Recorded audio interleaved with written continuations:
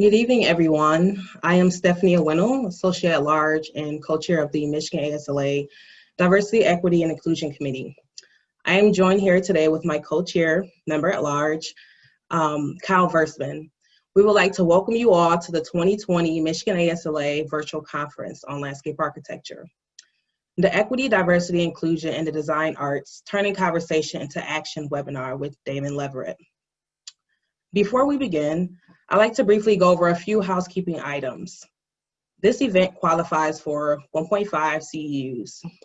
To receive your continuing education credits, you must be present for the live event in its entirety and participate in the event evaluation quiz that will be available via a link at the conclusion of this event.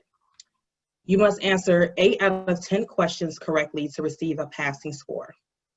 Within 1 week following the event, you will be emailed instructions to download your CEU certificate. During the conference, please ask your questions in the QA box below.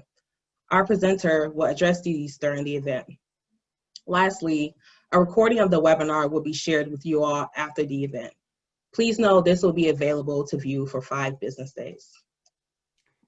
And to kick off this event, we want to say a big thanks to all of our valued sponsors, Victor Stanley, Landscape Forms, Unilock, Anova, Oaks Concrete Products, and Rainbird Corporation, without whom we would not be able to put on events like this. So a big thanks to them.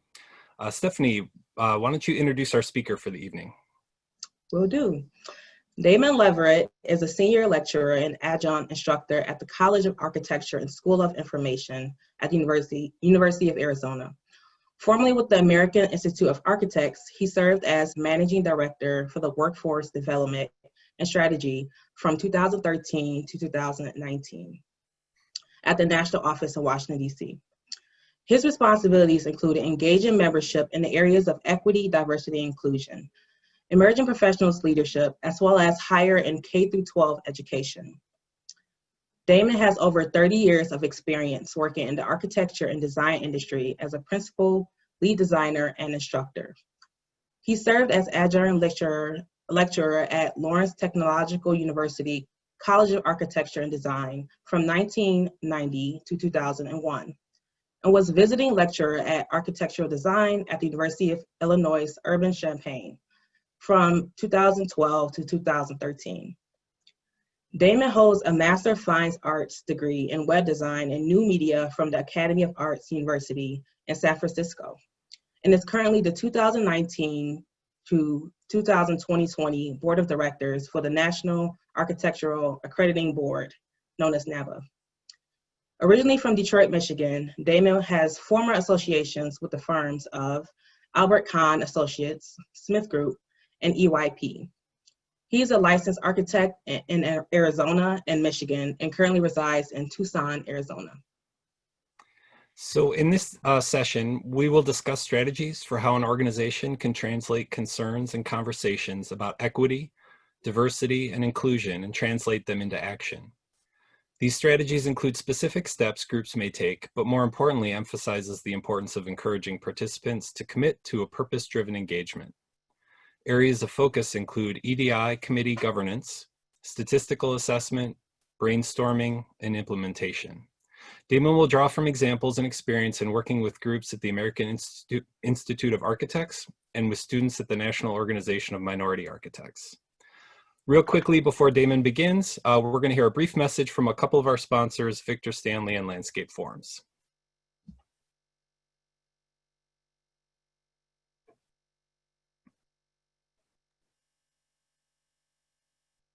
Hello, dear friends. It's a pleasure for Victor Stanley to once again participate in your chapter events, where we invariably learn so much about landscape architecture in Michigan and elsewhere. However, there's another reason why we are so keen to work with your chapter, and that is that in the 58 years in which we've been in business, Victor Stanley has made so many close friends in the landscape architecture community. And the older I get, the more important are those friendships. And I think you'll all agree that the name of the game is to keep getting older. We hope that you and your families are well. And the encouraging word now is that despite all the gloom and doom of the past many months, there has been meaningful business activity, which is now increasing in scope. From all of us to you, we wish you the very best. Stay well.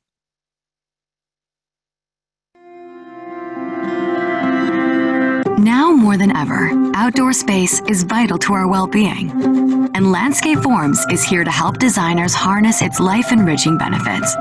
Outdoor spaces give us the power to safely create, learn, heal, to refresh, stay healthy, and think. We know that getting outside, especially now, enriches lives. That's why we've developed insights, ideas, and solutions to help designers plan and create a variety of safe outdoor spaces. From college, healthcare, and corporate campuses, to transit, living, and recreational sites. When the time is right, we'll be back at school, back in the office, and back at the park. And when that time comes, safe and confidence-inspiring outdoor spaces will be more important than ever. When the time is right, we'll see you outside. And in the meantime, be inspired at landscapeforms.com.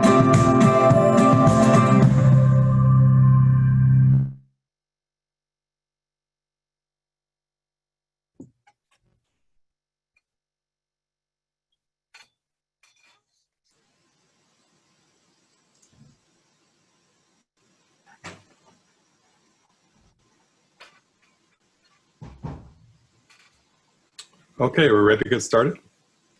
Yep. Oh, very good. Well, first of all, I wanted to thank the American Society of Landscape Architects Michigan chapter for inviting me here today. And specifically, thank you to Stephanie, Kyle, and Lauren, and Wendy for connecting with me and giving me an opportunity to share some of the ideas about equity, diversity, and inclusion, the experiences I've had working with architects, and hopefully contributing to a brighter future in terms of our work and working with each other. So if you just give me a second here, I'm going to share my screen.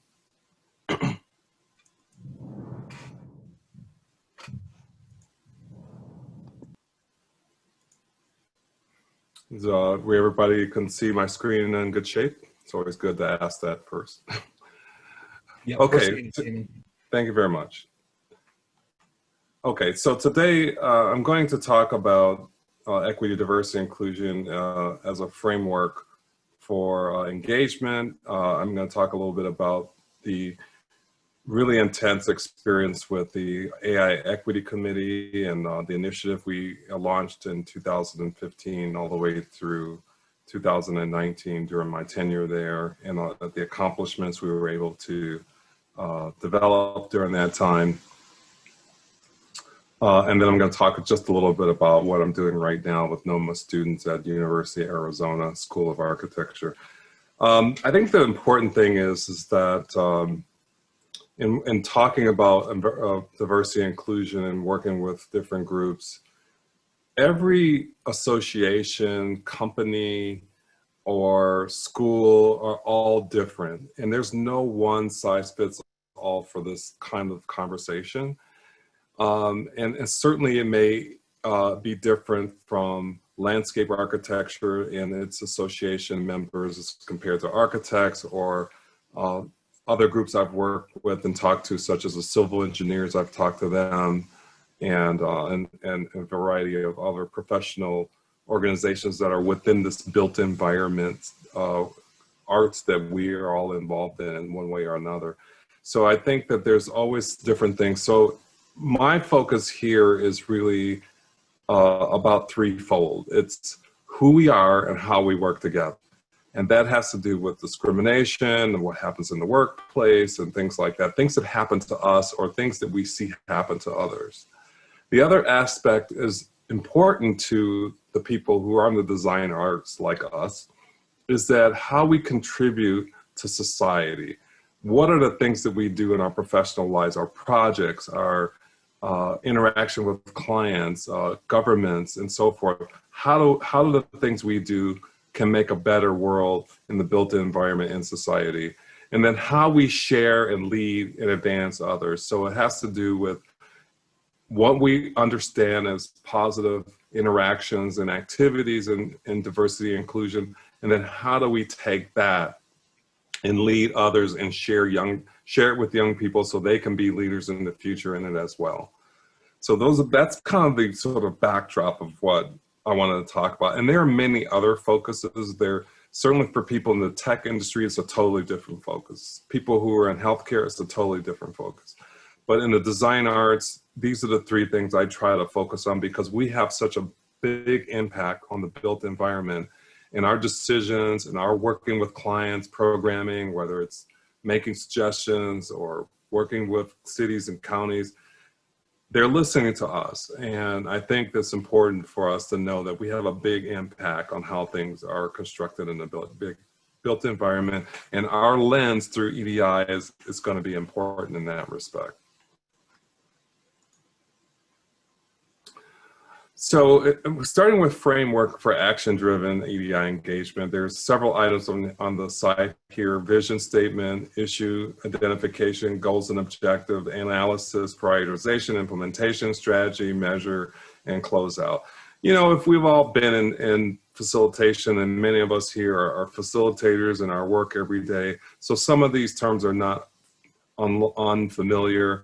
I think that, again, when we think about the sort of custom thinking about design arts and what we do, I've selected different ones I think that are effective in working in EDI in our industry. And these are the ones I use the most. There are other methods, there's other strategies for facilitating, but I think these are the ones that I've seen have worked the most.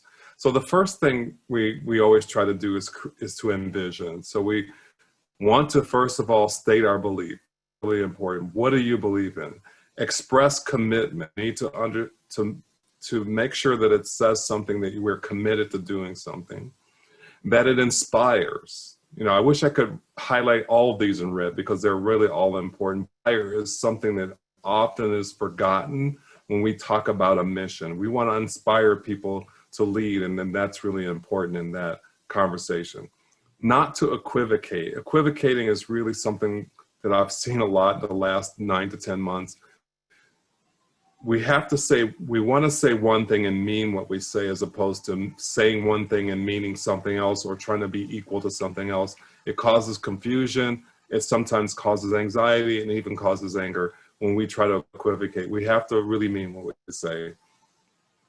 And to make sure we're not creating a distraction to something, we're not creating an issue that is a distraction to something that's really important.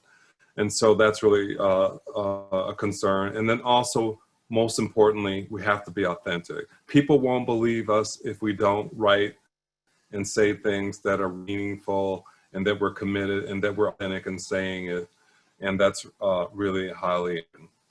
So I actually have searched the internet often, and I just did this for our university where we did an exercise where everyone went on the internet to find 3 diversity statements that they felt were effective or had meaning to them.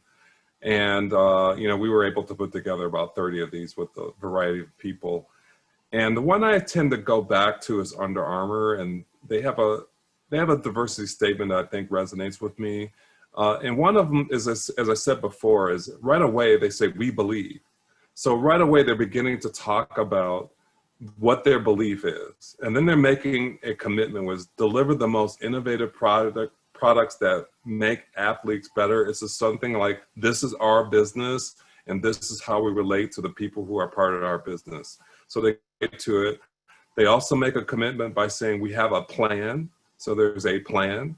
And then every teammate is engaged, feels a sense of belonging. So that's the part that has to do with a little bit of inspiration, also making people feel that they're all part of the same effort and that we're all in it together.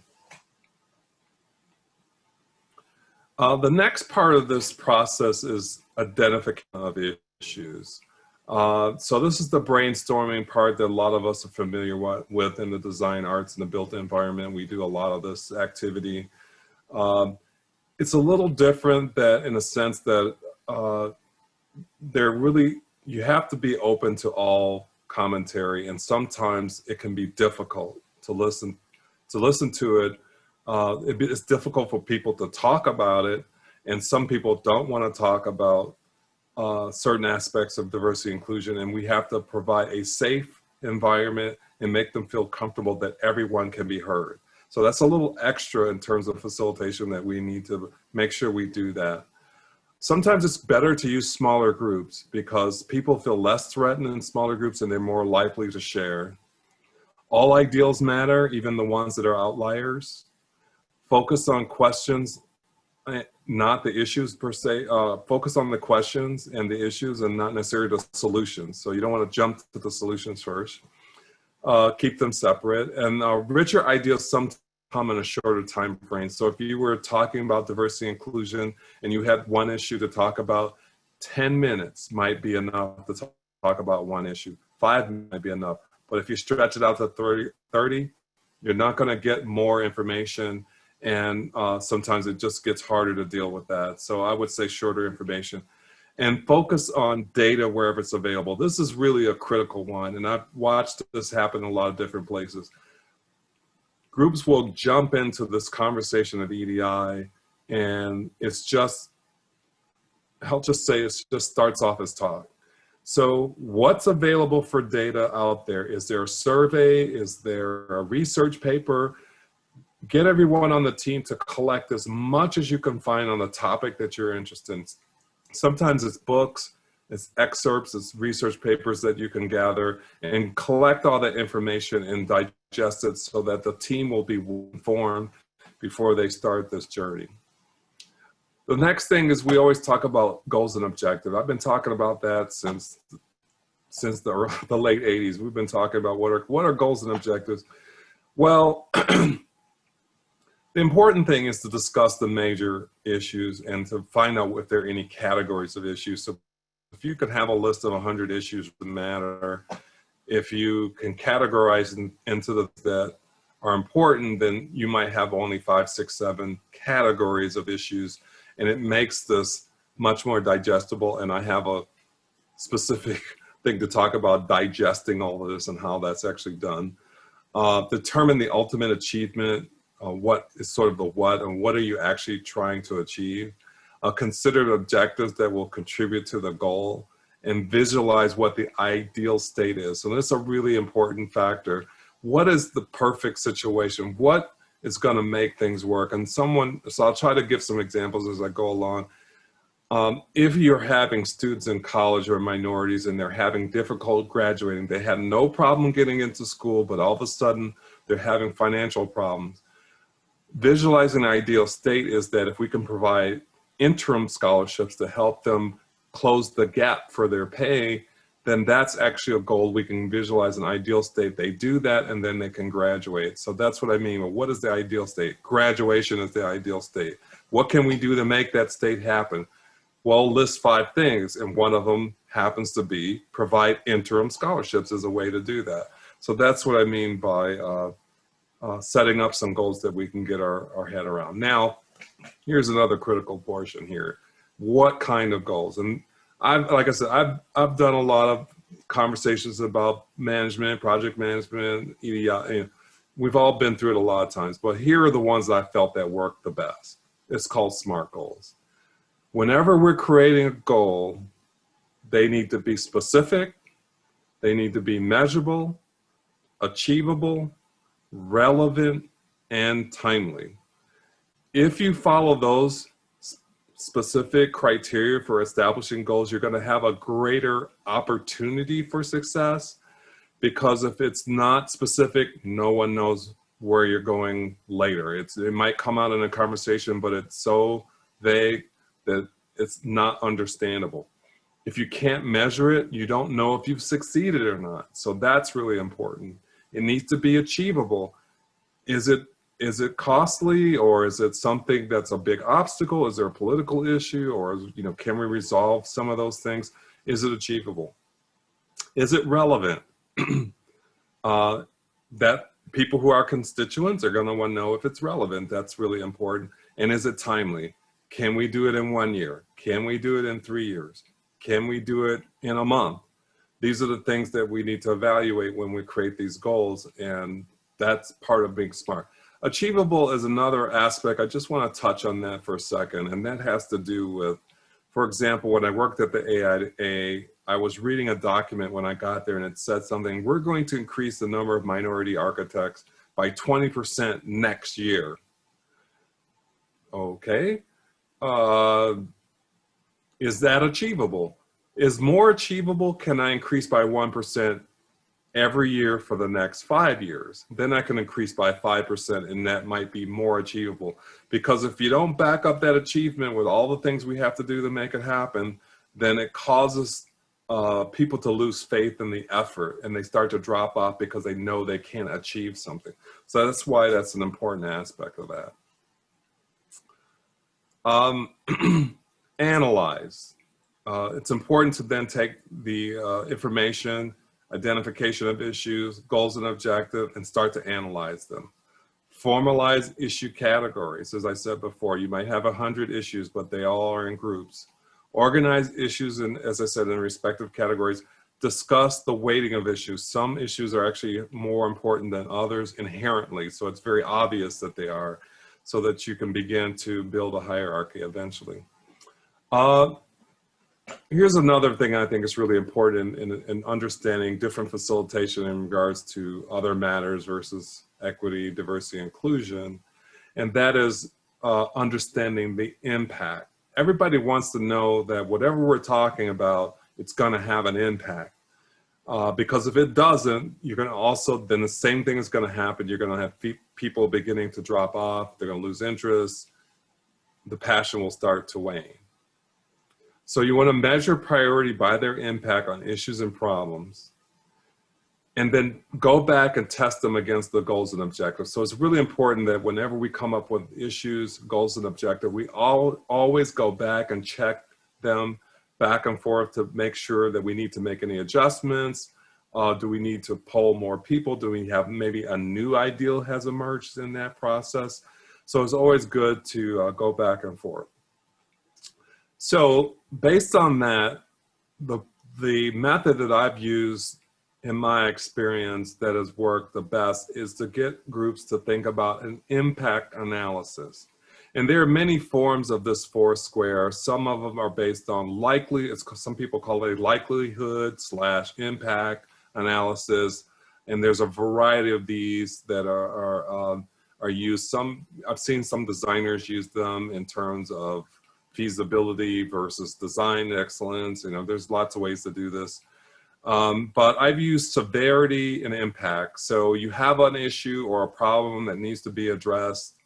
Then what you do is you measure on the left going up from 1 to 5 in severity, and then on the right in impact from 1 to 5 on that. And then you have these targets that you can identify, like up in the upper right hand corner. And the object here is to get as many ideas in the upper right hand corner as possible. Maximum, if they have maximum severity, means we need to address it. And if it has maximum impact, means that whatever we do, now again, impact is the change that we propose will have the greatest impact if implemented. And that's what I mean by impact. So what we do will have an impact. That's how that works. So if I say scholarships for people who are struggling in the middle of school, disadvantaged groups and so forth, then it is something like, yeah, that's really impactful if I can get them interim scholarships. Or it is also a severe problem because we need more minorities in the field and we need to help. So that's actually how it ends up in box 4. And you can look at every issue you have and somehow place it on this scatter orientation here and have an insight really on what are the problems that are the highest priority through this analysis. So today we're gonna break this up 3 times, and I'd like a little participation from everyone in the chat area. And I'd like everyone, we're gonna take 10 minutes, so it's 3:25, and we're gonna just come back at 3:35. Identify concerns and issues related to just and equitable form of retail in communities. a equitable form of retail and community. Visualize what retail of the future will look like. And this comes from my observation of both Ferguson, Baltimore, and Minneapolis. The relationship between the community and retail, commercial space in times of strife and conflict, and I don't need to describe what happened this summer. So in my view as an architect, I'm thinking about what went wrong with that? Why is retail the victim of really damage in these scenarios? Maybe there's something different as designers we can do. And it has to do with a just society. Are we listening?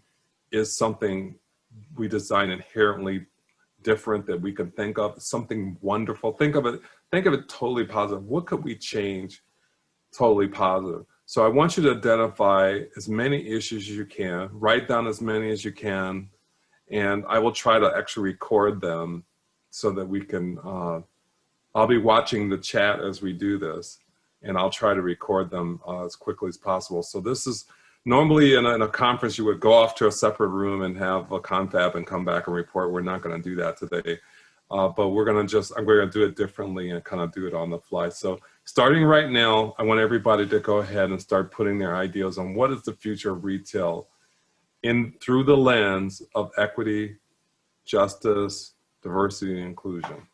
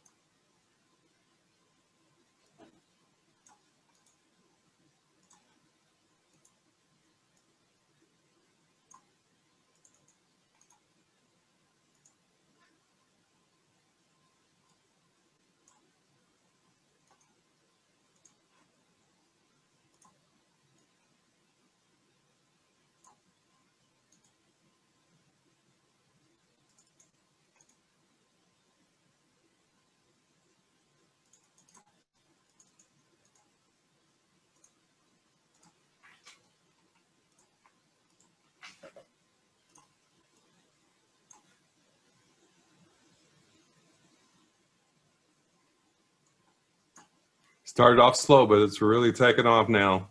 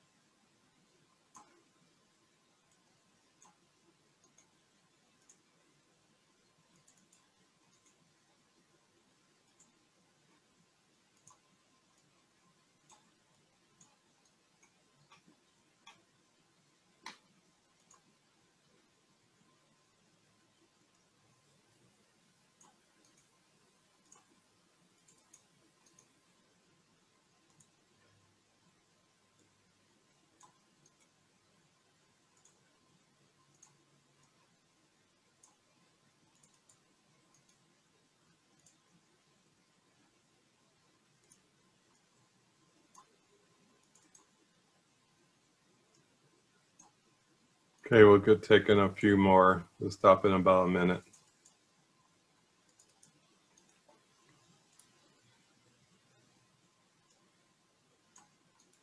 I think I need 2 people over here doing this, writing this down.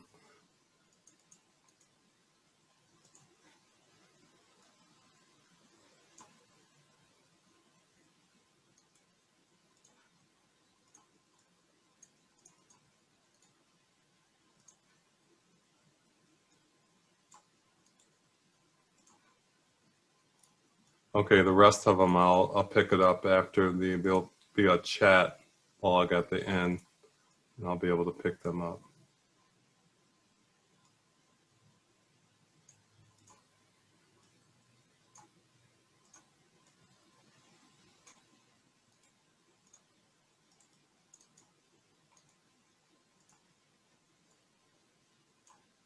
So the walkable will be the last one.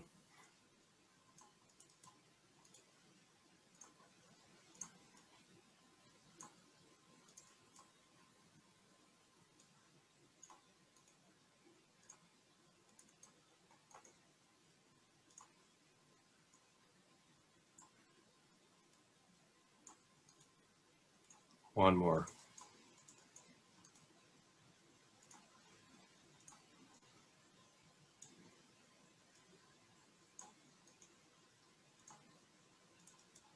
Thank you.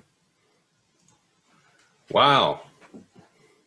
This is the kind of stuff that gets me really excited about being in the design arts and the built environment and all that, because it's amazing what the energy we have and what we can contribute. And just now we just came up with, let me count how many we have.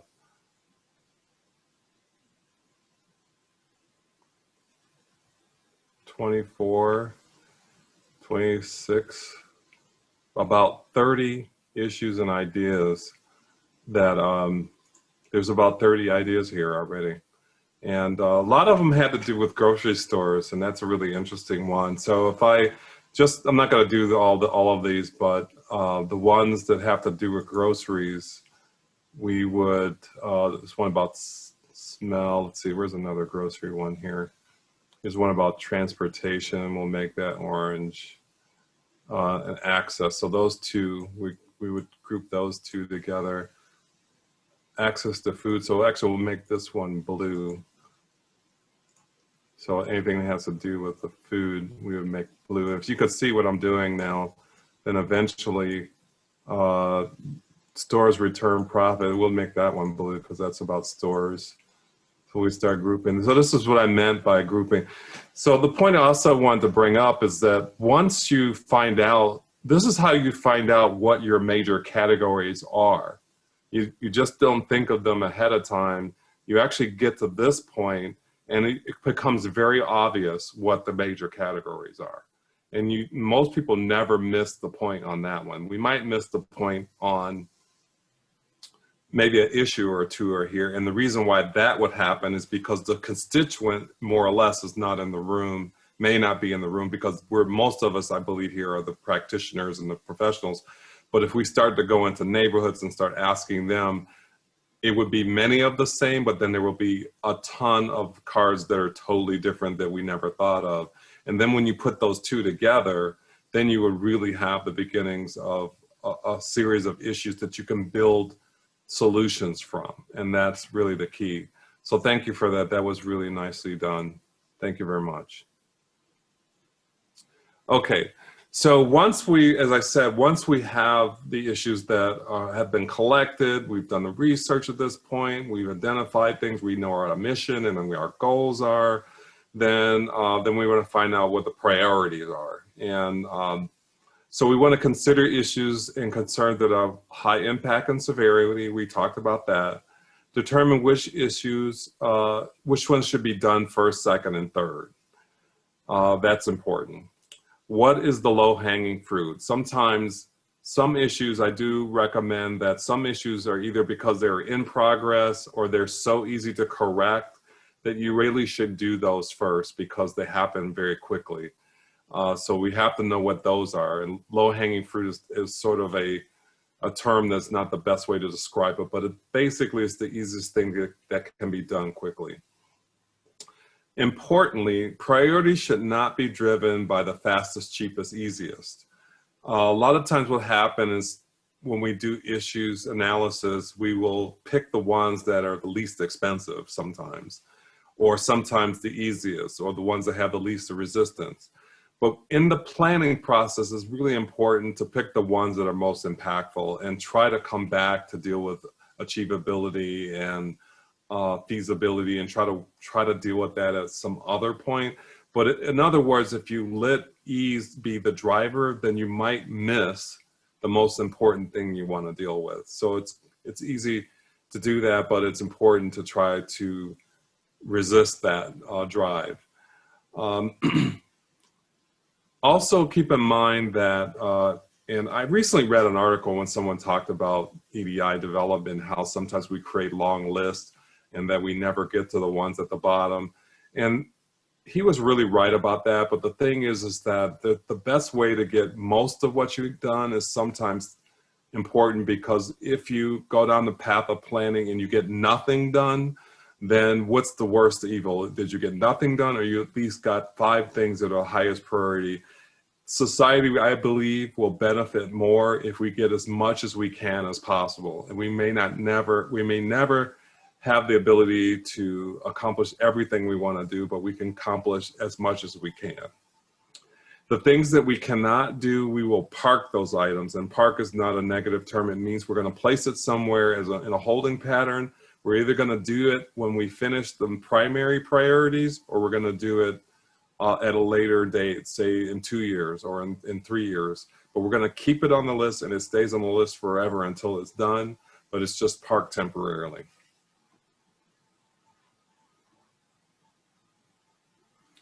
So the next part is the implementation or do. So you want to develop a plan for implementation. You always want to have one person responsible for each of the selected items that you've decided to tackle. And this is important because if you just say we're going to do these, if you have 10 people in the room and you say we're going to do these 5 things, 5 people have to be in charge of one of those things each. Otherwise, it won't happen. So it's important to assign someone, or as sometimes we refer to in boards as a charge, that they're responsible to making sure they shepherd those particular issues and see them to their resolution. It's also important to create smaller groups. I hate to use the word subcommittee because we're all on these things and we have subcommittees and then subcommittees, and it seems like everything's in committee and it doesn't get done. So you need to create a smaller group. So if you have a group of 20, you want to create a group of 3 to work with the leader in order to get those things done, because usually the leader cannot do it by themselves. And that is a discouraging point sometimes. If you are assigned a very difficult particular issue and you can't get to it, you may begin to wane and the issue won't get completed. The other thing is to create a time frame and be specific. So in the example of AIA, we actually decided to do 9 things in 3 years. 3 the first year, 3 the second year, and 3 the third year.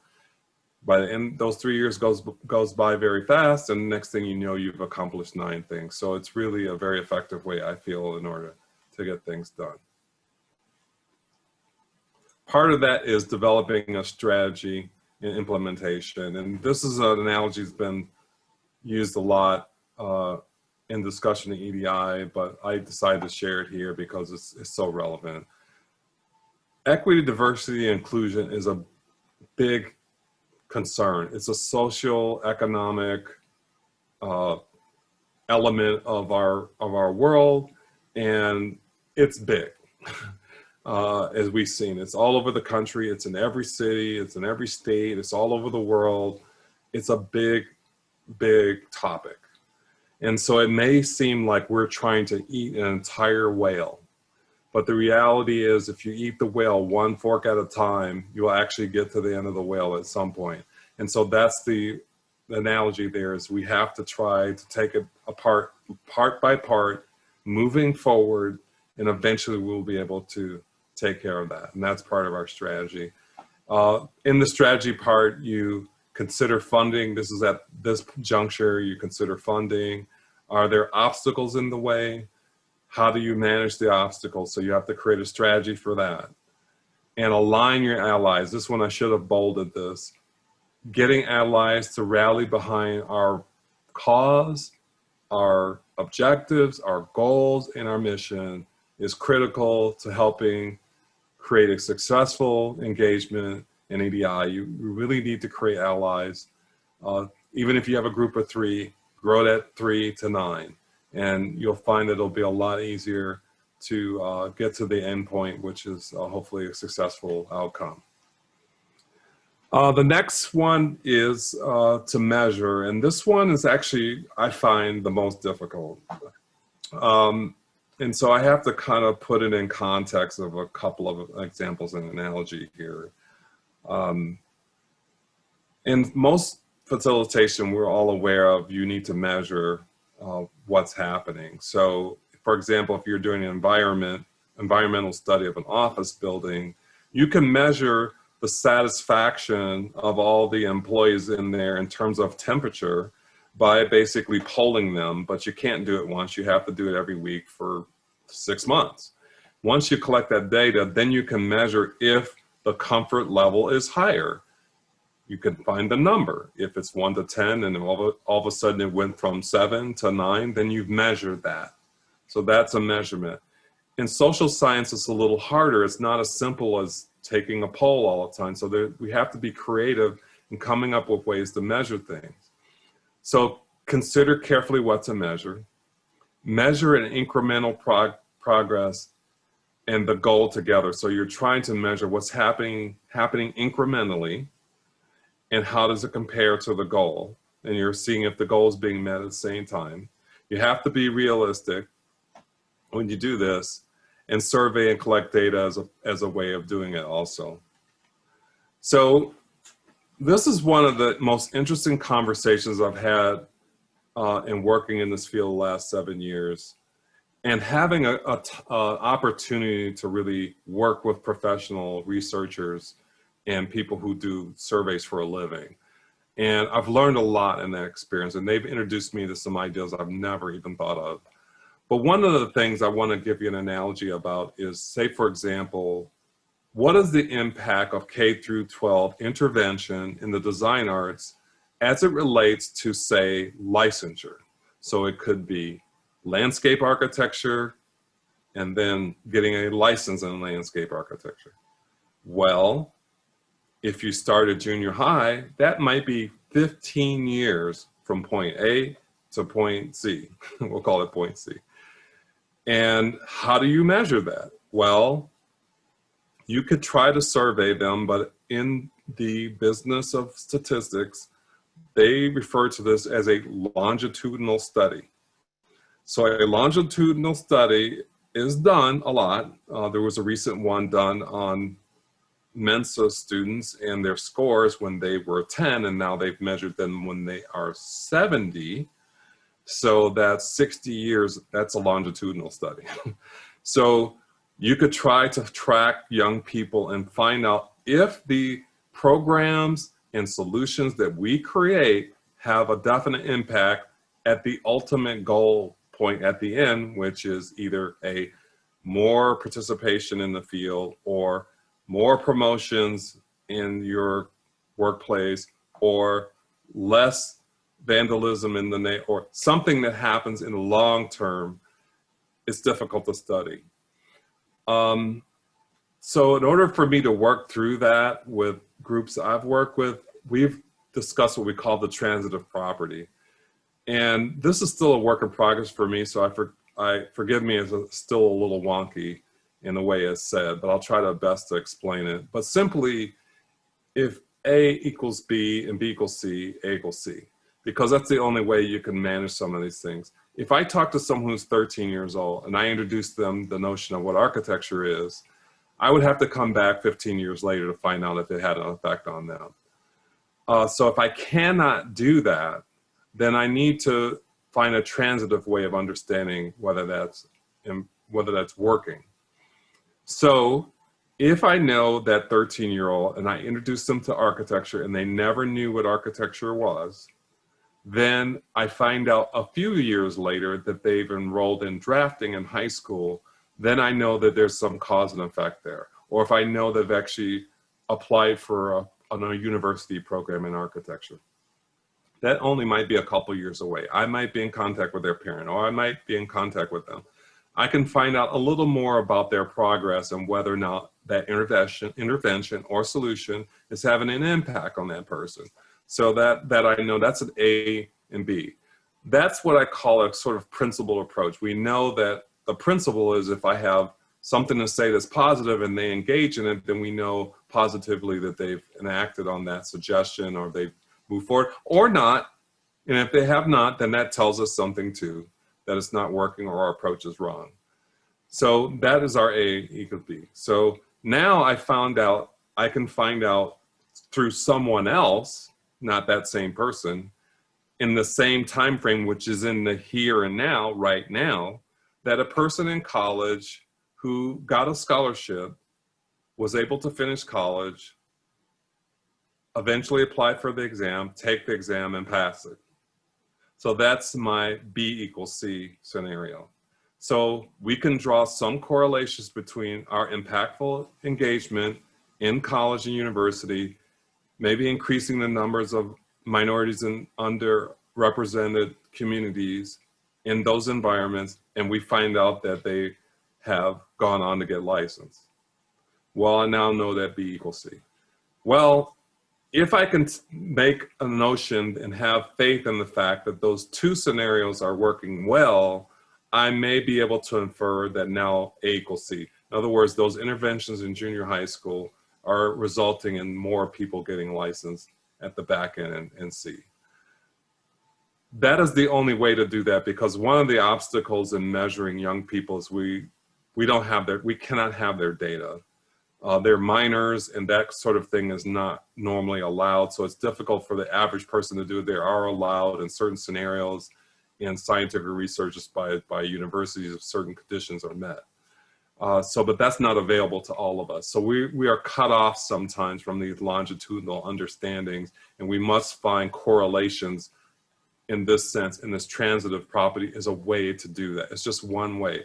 You may find a different way to do that, but this is one I've used to convince people that K through 12 can be a catalyst for that work. And there's a couple of great people, Michael Ford, who's also a graduate of the same high school as me, which is Cass Tech, is also doing great work. Tiffany Brown is doing great with young girls, talking about architecture. Those two people are doing amazing things. Brian Lee down in New Orleans doing amazing things in that regard. So those people are engaging in this sort of back end, front end engagement, and they're trusting in their principled approach, using that in order to achieve their goal in the end. Sometimes it's just the only way to do it. There may be a question on this later.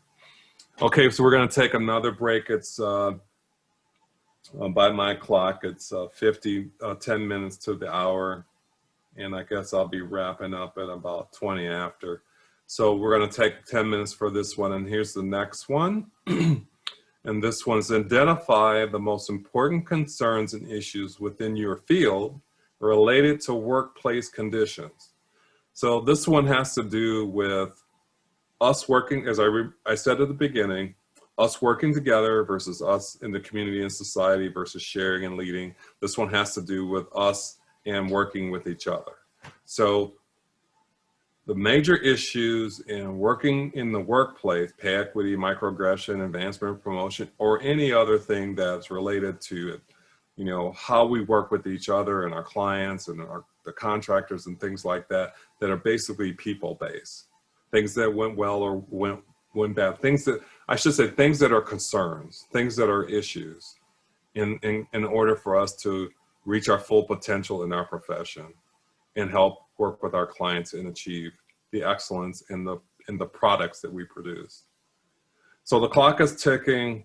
If you could go ahead and start doing that right now in the chat, place your ideas in the chat and we'll take a look at that. So we'll start talking again at exactly 4 o'clock.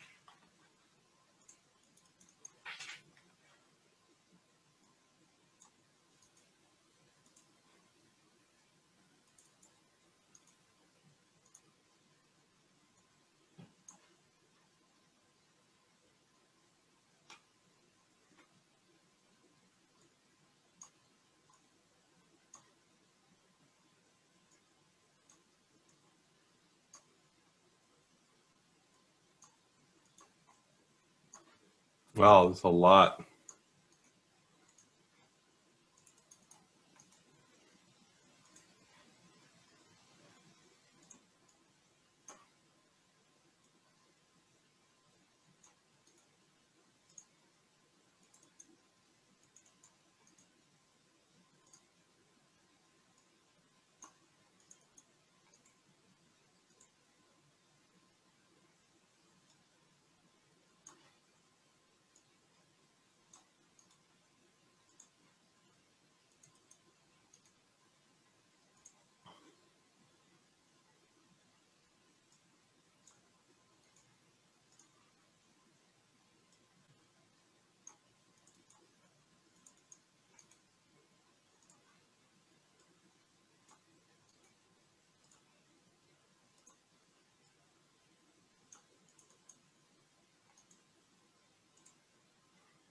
Okay, so we can wrap up. I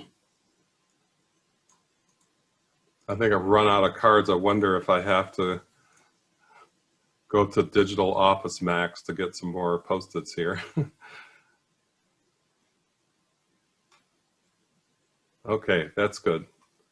1, 2, 3, 4 times 1, 2, 3, 4, 5, 24 and 25, 26. There's about 30 responses again. So there's a lot here as well. And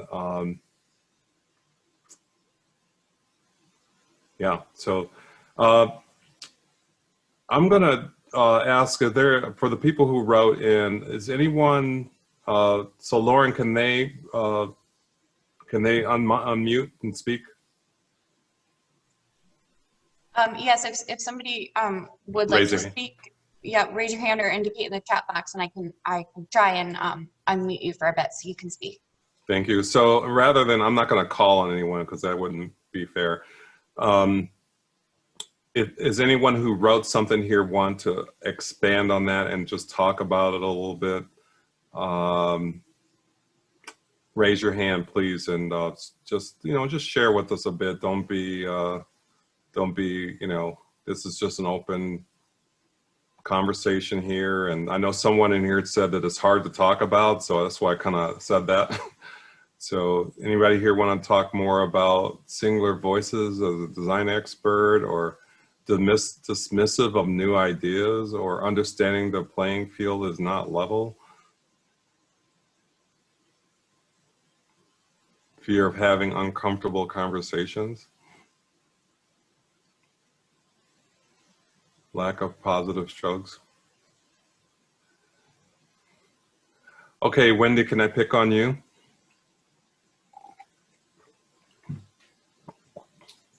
If you can unmute Wendy. Valuing one type of work or another.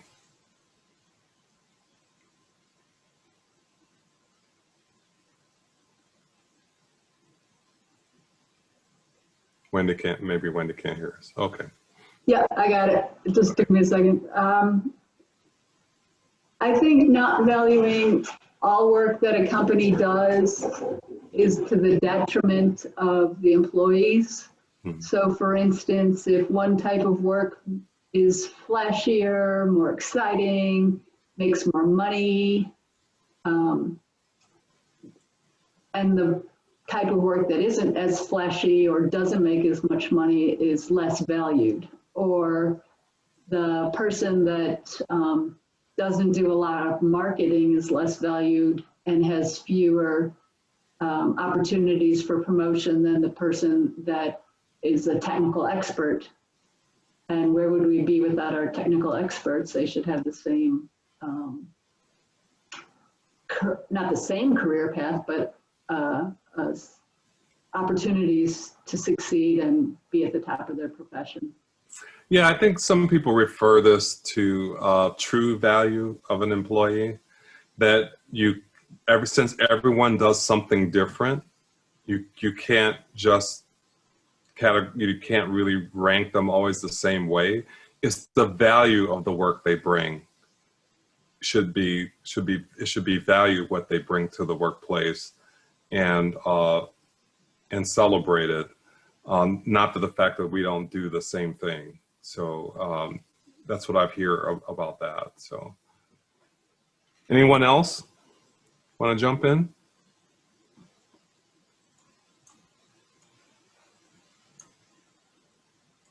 Okay. Thank you very much for participating in that. So let's go on a little bit.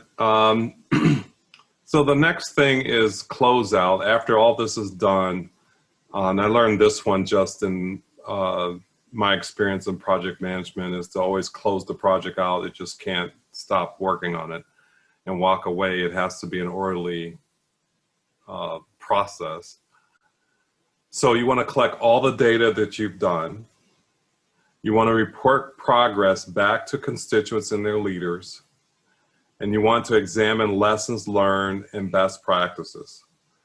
Document results if you can. So sometimes people will actually publish their results. AI has done that. And then here's a bold here. Celebrate the successes. There's a lot of anxiety going on for the last 4 years, certainly this year.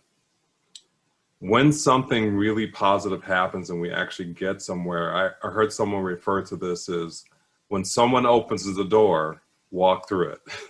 No matter what we've been through, if you're looking for something to happen and someone opens that door, walk through it. Then celebrate those successes. We need to make as many of those as we can, and there's going to be bumpy roads ahead. But we can make things happen. Already you have 50 ideas on 2 different topics. So already the process is definitely there, the energy there, and the passion is there. It's just a matter of organizing it and making a plan and making it happen. Once you've done this, also close out, go back and review the things that are parked and things that are not done yet, and try again. Add new items, add those items back that were parked, and continue the process.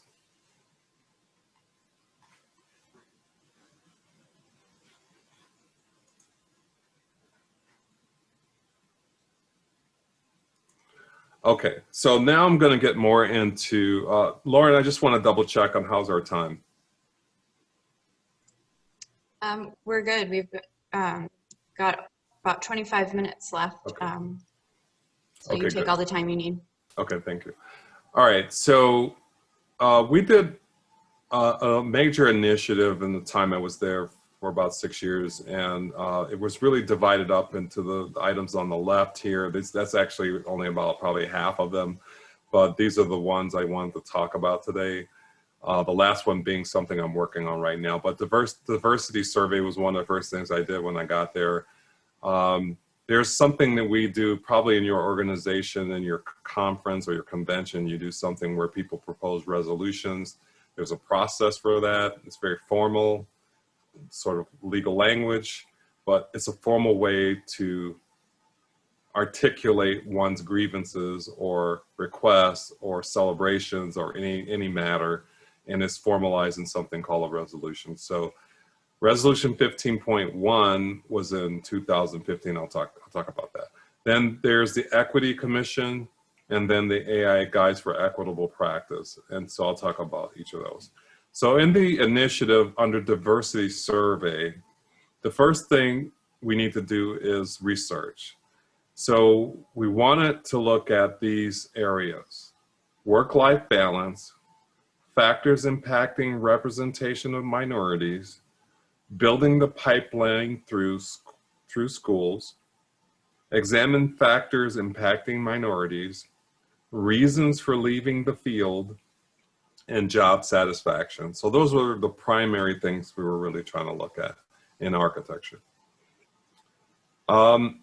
So whenever we're developing a survey, I would definitely not recommend rushing to an online company that does that and just jumping in.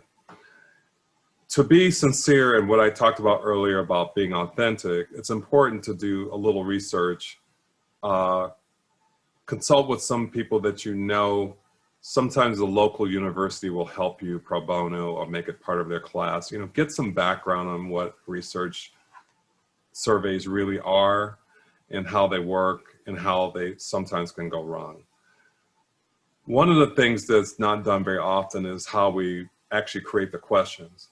So sometimes one person will create the questions, and that's not really a great methodology. You could use focus groups, phone surveys, meetings where you invite the community. There's lots of ways to do that. And the difference really in just collecting issues is that when you create a group like that, you're getting information that helps you create the questions. So therefore the questions are relevant. So you're just not creating the questions, you're actually going to the people you're going to question and asking them to create them. So it actually makes it more relevant and on topic. So you want to develop diverse participation lists to create, to prevent bias, prevent bias basically. So in other words, the only way I could describe this is sort of, if you want to do a survey on Star Trek versus Star Wars, then you're not going to do a survey by asking only the people who like Star Trek. So, I mean, you can see how that can go wrong. So there's a little bit of background work that has to be done in order to de-bias the participation. So something needs to be done there.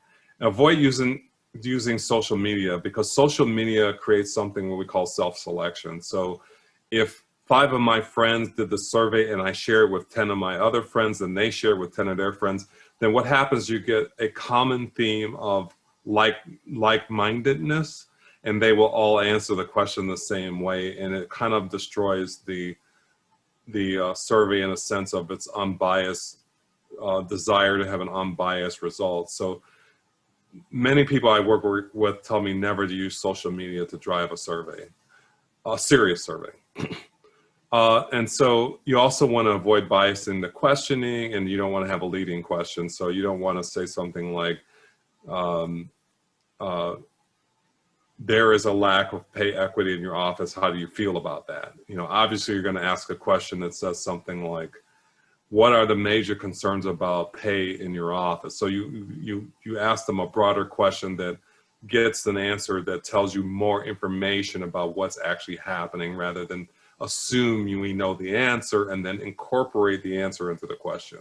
So that's something we want to try to avoid.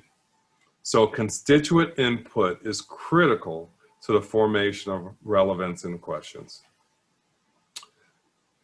All right, so let's look at the next item that happened when I was there. Was in 2015, we received the resolution 15-1. And in that, just like I talked about in SMART goals and objectives, they actually did this very well. They did clearly state the issue within the resolution. Again, it's a very formal document. Identify conditions, in this case, identify conditions of women and minorities participating in the field. That was one of the main topics. They charged to create a recommendation. It's important to have an ask when this happens. It has to be an ask. It just cannot be a complaint. It has to be, what do we want to see changed, and be specific. Request measurable. They actually did that. And the expectations of a period, the timeliness. They want to know how timely it would be, and they asked for a report every year for the next 2 or 3 years. They want to know what happened in 6 months, what happened in 12 months, what's going to happen in 18 months. They wanted a periodic report. And so, to quote one section, is they wanted to utilize metric-driven knowledge, collaborative discussion, and definitive action to develop specific recommendations that will lead to equitable practices, investing in diversity that mirrors society at large within all levels of the institute, academia, and the profession of architecture. So it's broad, it's the belief, it's specific, it's basically the gist of, there's about 5 other things they asked for, but mostly it was that. So when we received it, they asked to create a commission, and we collected 14 members of the AIA, and my recommendation is to enact a diversity selection process, diversity by ethnicity, race, gender identity, region, urban, rural, parts of the state, everything you can think of, men, women, all those things need to be taken into account whenever you create something like this, because we need to hear all voices and we want it to be fair. So we had 14 people. I was involved in actually selecting people from every state or every region of the country, someone from the West, someone from the South, someone from Boston, someone from LA, someone from a small town in Kansas City, someone from Houston. So we basically did our best to make it as diverse as possible. Different ages, I should also say. There were young people in the room, emerging professionals, as we refer to them, were involved as well. So develop the rules of the road is really important, establishing decorum, dignity, and respect. Once you get that out of the way, you're well on the way of having a good facilitation process that talks about these difficult topics and hopefully will lead to solutions. And then use sound facilitation process. So from that, we listened to all ideas, identified categories, which ended up being education, education, licensure, just some of the things, but they also can be in the community, like talked about community retail as being one. What about housing is a really big one. Housing could be one in the world that we're talking about here today. And place all ideas on the placard. That's what I tried to do just now. And then group ideas. We did group ideas and we came up with 5 categories. So I talked about that. So that actually happened. And they ended up being these main ideas, which I'm going to show you, but we had ideas in terms, we called them keystones. That were our categories are called keystones. We did priority. We established SMART goals. We did projected outcomes, aspirations, and then we also looked at budget, because some of these things did cost money, and so we had to look at that. But that's at the bottom, you notice. So that's something that we want to consider, but it wasn't a driving force. So I am sharing with you today the actual placards, doing it in the manual way, in the analog way. I showed you doing it digital now, which is, if I had that digital tool then I would have done that, and we could have done the conference virtually, because that's just the world we live in right now. We have to be inventive about how do we convene now? How do we share ideas? Well, we're going to have to use some different kind of technologies to do that. So you can see here a variety of on the left here is it's going to annotate here. On the left here, oops. Okay, so my annotate's not going to work. That happens sometimes. So on the left here is the topic, and then in this darker gray area are the SMART goal considerations. We talked about timeliness and measuring and description, being specific. Then we have projected outcomes. We had aspirations. Someone added that they want to know, what are we aspiring? And someone wrote, I am proud to be a member. And that's what their aspiration was. And we talked about budget. We only just did it by dollar sign. So it's either $1 or $2. This one here is number 3 is a $4 item. And I think that was to tell our stories. And I'll talk about what that meant. This one had to do with marketing and public relations. I'll just also say that in this particular topic is really important in associations, I feel, because when you're in membership or you're in a community, this is a community of landscape architects, and it's an amazing community of people. There's all kinds of exchange of ideas, and you know, there's a lot to gain in that.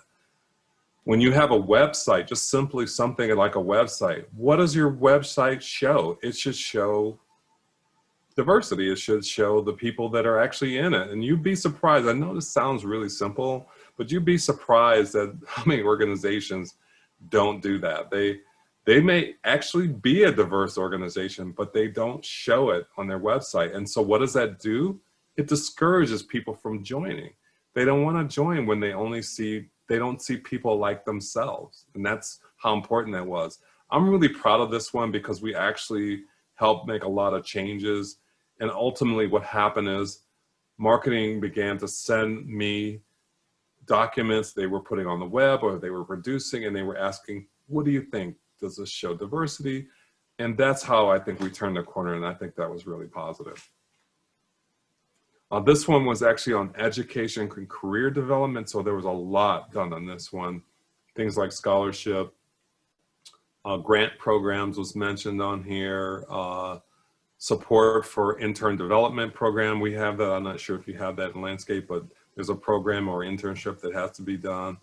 And so, and then also I just want to say here in these yellow triangles, we actually turned them yellow. We turned them diagonally so we wouldn't forget, but these are the rankings. So actually, if you look at number 1 here is EDI training, or someone put this down as unconscious bias training.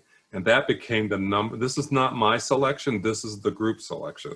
They said that was the number 1 concern, and ended up being, ended up in the implementation plan ultimately. This one was on leadership development, and this one is on workplace. One of the suggestions is to have a firm self-assessment tool. So you create a tool that has that each firm could assess whether or not they have a diverse equity, justice, and diverse environment in their workplace, and it would give them tools on how to do that. So that was something that they'll rank number 2 in that list. And that was one way to do that. Another one is design excellence. Kind of hard to pin down exactly, other than to say, actually, I didn't bring this topic in. Someone out of the blue said, we need to talk about design excellence in relevance to diversity and inclusion. And what they really meant is that recognition, or how do you define excellence? And Wendy talked a little bit about that. So this became a real topic, and it's a difficult one to measure, certainly, but it didn't deter us from continuing the process on this one. So that's kind of a firsthand look of what happened in that one. So we did an impact analysis, and we want to understand the importance of which proposal had the most impact. We prioritized, as I said, by putting in a yellow sticker or number 1 or 2. We organized issues by theme. We did do that, and we parked a few. So actually, we ended up with 31. We went from about 100 to 30, and then we ended up with a smaller number than that, which ended up being about 10. Now, in that process, I just wanted to point out that it's also important to decide by consensus. This is really critical in order to maintain decorum and fairness. You should avoid voting whenever possible, and embrace deliberations and conversation.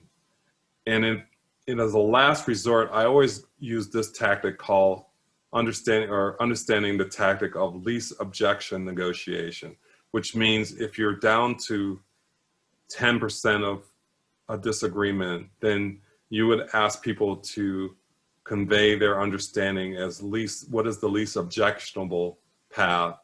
And sometimes it will get you to a consensus without them feeling they have to advocate for a particular point that they're not certain about. So I've actually only had to use that a couple of times, but sometimes it's necessary to avoid an impasse and to maintain a consensus without voting. And then also remember that we did use the transitive approach to talk about things like scholarship, because that's something we can't track in the short term. We can only track it in the long term. So we use the transitive approach. And we ended up with these keystones. And so again, we talked about marketing, excellent in architecture. So marketing was one. Again, the solution, or the crux of the theme was the leadership development, strongly restating the AI commitment to diversity. So essentially it was asking the Institute to look through the lens of EDI when making decisions. So when you're making a major decision in your group, your company, your family, your whatever it is, what is it through the lens of equity, diversity, inclusion, and justice? What is that? Marketing and branding I talked about. Do we show what we want to represent? Someone who's really interested in diversity want to be part of our group because they see it in our group, in our leadership, in our membership, in our activities. Excellent architecture, recognizing variety of ways people contribute, not just always the best looking or the cheapest or whatever. There's many ways to evaluate what is excellence. Education is really important. firms and workplace. We talked about that today, and then leadership as well. So I'm going to actually, I think we're getting close to the end, so I'm going to skip this one because we're going to get close to the bottom of the hour. And then I'll just kind of jump into what the outcomes were for this. And because you're probably want to know, well, what happened? Well, as I said, we came up with 9 of the 30. We parked the other 9 or 10. We parked the other 20. And we decided to do 3 a year for the next 3 years. We could fund them. We could make it achievable, more realistic, and hope for a better outcome. So we published an annual report describing the state of the Institute. And that was the first order of business, so that the board of directors would have something they could refer to understand where the Institute was. So we provide them with information on a regular basis. So they could see if they were making decisions and they wanted to see through the lens of EDI, and they should, then they would have information and data in order to support that. So that was our job to make sure we got that to them, and we did that. We launched an anti-harassment and prevention resource on the web page, and one of them was called Women's Leadership Edge, and we actually contracted with a university in California, and then they provided lawyers and all these people who provided free advice online, and that was hugely successful, and actually I think it just ended like within the last couple of months. One of the biggest things we did, the project we took on, was Guides for Equitable Practice. And I'll talk a little bit more in detail about that one. We also obtained demographic information on awards. So we knew what the demographics of our award winners were to see if there's equitable distribution of awards going on. We established a K through 12 department from scratch. It had been there 20 years previous, but we resurrected it. We created a committee. We started engaging in programs. We started recognizing all the amazing work done in chapters, just like ASLA, Michigan chapter does amazing work. Other chapters around the country might want to see how you're doing it. How would they know what you're doing? So we created a document that talked about as many K through 12 projects that were going on in the country, and then we published that so that each chapter could contact those people, and they could also see the outline of what their programs were.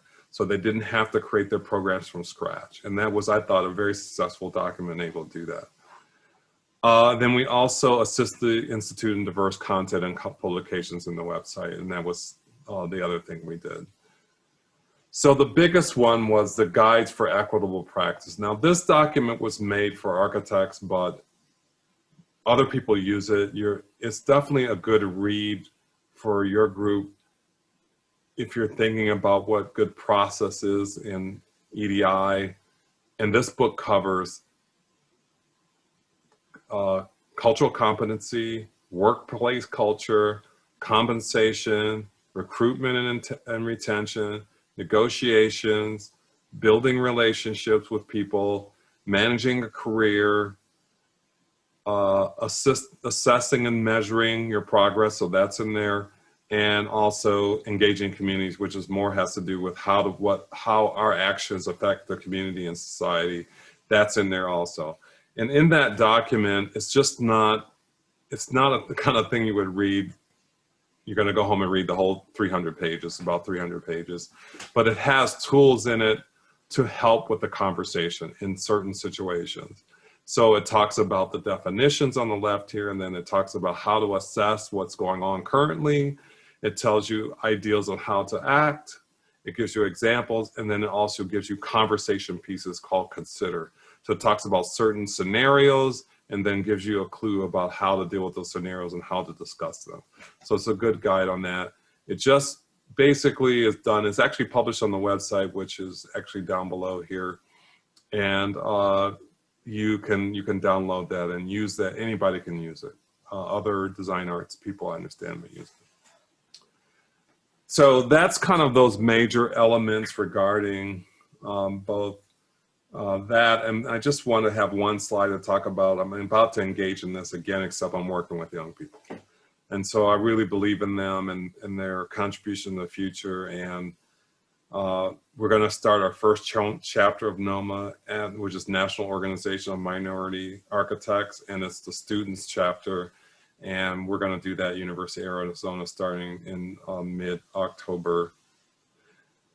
And the first thing I'm going to do is establish a governance model. And I know it's going to probably twist them around. They're going to want to get right into the issues. But one of the things I have to express to them is that we really want this organization to last. We don't want it to start one year and die the next year. So we want to elect officers. They have a certain term.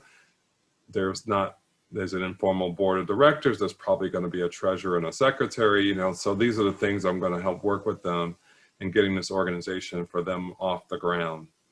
And then we're going to talk about, if you've probably paid any attention, some of you in the room who are in academia know that after the George Floyd incident, we've been receiving a lot of information from our students about where they think we should be in academia in regards to equity, diversity, inclusion, and it's well documented. And we actually had a retreat in our university where we read through every one of them, and then we're basically going to try to address them one way or another, and we're going to talk about them in our first NOMA meeting. And if we're never going to get through it in one meeting, we're going to have to take 5 meetings, and we're going to go through them one and one, and we're going to try to see how we can address it. We're not going to ignore it. Some of them are really hard, some of them are already done, and some are very easy. So we just need to work through it one by one and see what's going on. We're going to talk about actions and strategies, and we're going to talk about scholarships a lot because there's scholarships for students as well as design competitions is another big one. But one of my favorites is to talk about resilience, and resilience is one personal thing for me as students is how to be resilient in the difficulties in being in architecture school. The resilience is working with other students who are your allies to help get you through school, forming great relationships that way and working together. Resilience is what happens in a recession in the future and how you make your career resilient. How do you deal with adversity and that's part of resilience. All kinds of things about how to manage the difficulties in design arts and all the things that come, deadlines and all kinds of things that we all know that are part of our profession and every day, and getting them on track to work together and communicate together is actually going to make that, I think, a lot smoother process. So I believe that is just in wrap up. There's one slide here just to wrap up again. So create a vision, collect data and research, identify issues and listen, establish goals and analyze, plan action, important to plan, and implement, measure, measure, measure. And then don't forget to celebrate the successes because there will be some. Have a positive outlook and don't give up. So thank you very much. I think that kind of wraps up the things we've been working on and the things that we all are thinking about, and be positive, be passionate, and keep working on it. Well, thank you, Damon. That was fantastic. I know we're up against it here, but I think if we can just take a minute or two, there is a question that was submitted in the Q&A. This came from Leslie Tom. It says, how do you communicate / document this process? I know this came a little bit earlier in the presentation, Damon, so maybe you've touched on it a little bit, but if you want to address that. Great question. So when we worked in our situation, we actually hired a social scientist. Her name is Dr. Shirley Davis, and she's now in the design arts doing work all over the country. She works with AI chapters. She works with AI National, so she's our ally in social sciences, and there are a couple others. There's one in Michigan, actually. when we contracted with them, they are responsible for taking that slide with all the Post-it notes on them, and then they go back and they have a recorder, they write all those things down, they put them in the categories, and they send us a written document as a sort of report back on what happened in the meeting. Then in the case of the Equity Commission, we had 3 meetings. They were in different cities. One was in Houston, one was in Miami, and one was in Washington, D.C.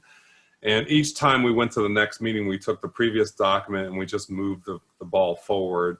We would narrow things down, get them down. So now, if you're in a volunteer organization, we were fortunate enough to actually fund a facilitator and to do that. But if you were doing it yourself, then you basically create a volunteer corps to take on all those responsibilities. So I just did this in the retreat we did at University of Arizona, where we had everyone volunteer for different tasks. One person's the recorder, one person's driving the Zoom meetings, one person's doing the concept board you saw me do, one person's writing and report it there. You just assign all these different tasks to different people. And you can actually get that done. I don't want you to think that, you know, you have to hire somebody to do these. If you can record everything you're doing and keep the process moving, barrel it down to your final objectives, get an implementation process created and a plan, assign someone to each item, have a report back process, and you can still do this. So you don't have to always hire someone to do it, but hiring is nice. If you can hire someone, it's a good idea too. Well, thank you, Damon, so much for your time. I certainly took a ton from this. I'm sure a lot of the other participants did as well. So we just can't thank you enough. We're honored that you were willing to come in and speak to us tonight. Thank you so much. You're very welcome. Good luck, everyone. Yeah, and just to finally wrap up, we want to thank our sponsors again one last time: Victor Stanley, Landscape Forms, Unilock, Inova, Oaks Concrete Products, and Rainbird Corporation. We'd also like to thank the Michigan ASLA Diversity, Equity, and Inclusion Committee for planning the event and the Michigan chapter for hosting it. And those of you that are not aware or maybe just learning more about the DEI committee through Michigan ASLA, we ask that you follow us on Instagram at Michigan ASLA. Check out our website, michiganasla.org. You can learn more about the committee on the webpage. Stephanie and I are the co-chairs, and our contact information is on there. So if you're interested in hearing more about what we're doing or becoming a part of the committee, we would love to have you. We have lots of exciting things happening and more of these types of events in store as well. So we look forward to seeing you on the next one. Last reminder, there is the session quiz that's been posted in the chat. So you will need to do that in order to get the CEUs. And finally, we have our next webinar event next Friday. It's ADA enforcement trends, playgrounds, sports fields, and more. Registration is available on the website, michiganasla.org. You can also find any other future events there. So with that, thanks again, Damon. Thanks again to all our participants. We wish you all a good evening and a good weekend.